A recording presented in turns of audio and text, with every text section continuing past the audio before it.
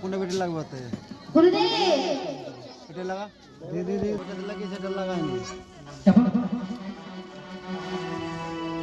তব চরণে প্রণাম হয় গুরুদেব এই দীক্ষা নেওয়ার জন্য এসেছি একটু দাঁড়া দিচ্ছে হ্যাঁ আমার দিতে কে নেবে দীক্ষা দীক্ষা হ্যাঁ দীক্ষা শিক্ষার ঘরে না গেলে ওর লিখেছিল মা মানুষ মানুষ বলে গণ্য হয় না। এই দেহ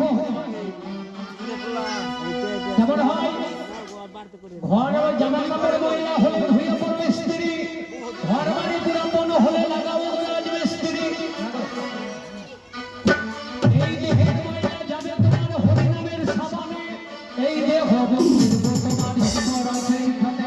বিশ্বাস করলে ভগবানকে পাবে। তাহলে বাবা ভিক্ষা শব্দের অর্থ জানো তো? হ্যাঁ জানি ভিক্ষা শব্দের অর্থ হলো